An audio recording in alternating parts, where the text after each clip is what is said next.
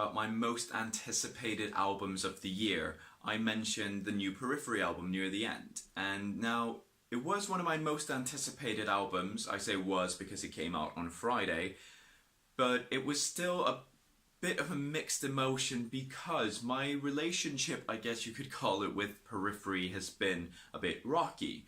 So when the first album came out, I absolutely loved it, and I listened to it so much, got a lot of my friends into it, but then the second album came out, and I'll admit I was really disappointed. I just couldn't get into it at the time. Then Juggernaut came around and just absolutely blew me away.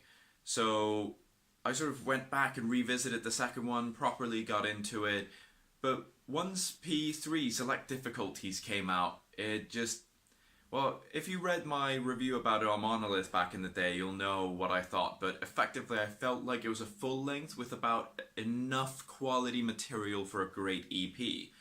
So it had some of Periphery's best songs in my opinion, but it also had some fairly mediocre songs, at least that's how I felt at the time. But let's see if I revisit it now that the fourth one is out, maybe my views will change.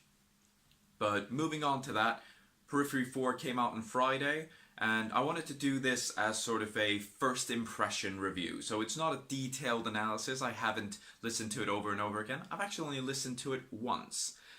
It's something I did back when I had the Daedric Influence blog and I started getting a big backlog of music to listen to, and I started doing these sort of quickfire reviews where I'd listen to something once, say my initial reaction, and then if I wanted to dive deeper into it at a later point, I did.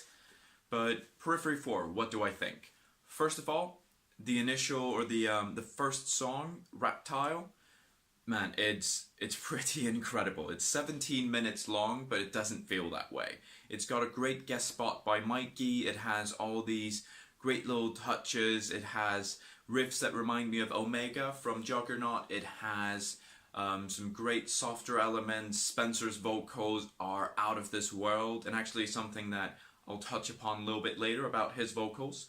Blood Eagle, obviously another highlight. The first single, I've listened to that a lot since it first came out, and I don't want to do a full track by track, but I am going to cover a couple of high and low lights. So the final highlight I'll call out is Satellites, the final track on the album, which is also another long one. I think it's about 7 or 9 minutes, and that one's another great one and bookends sort of the album really well along with Reptile. But I feel like that leads me to come on to the weaker parts of the album, and one song in particular that I'll call out as having not stuck out to me in a good way, in the first listen at least, is It's Only Smiles. So It's Only Smiles gave me a similar feeling to this song called Under Your Halo on the last Chiodo's album, Devil. So if you haven't heard it, it's quite cheesy, it's very poppy, and it just, to me, it doesn't feel like Periphery. It feels like Periphery having written something very quickly, something that came quite easily to them. And I don't mean to say that everything should sound like labored and difficult, but it just didn't feel inspired to me. But maybe that will change on repeated listens, but at least listening to it within the album, it just didn't really gel. Because then there's another song on the album called Crush, which takes a lot of pop sensibilities, some electronic elements, and that really does it a whole lot better. And actually, to dive into one more track, this is kind of becoming a track by track, sorry, but Garden in the Bones, the second single they released, I'll admit I wasn't too keen on it when it first got released as a single, but within the flow of the album it actually felt a lot nicer. So there is a good flow to the album, only broken up slightly by It's Only Smiles, but it is quite a short track, so that is actually fine. If that's the only weak track on the album, it's still quite a great album. And I actually quite like that there seems to be this sort of bluesy element that was only touched upon a little bit in previous albums, in the very genty, tacky riffs. And I say genty, but really it feels more like a prog metal record. It reminds me at many times of the track Omega from the Juggernaut Omega. So if you really dug that track but haven't been sure about the rest of Periphery, check this album out because it genuinely is a very, very strong album. It's got some great tracks.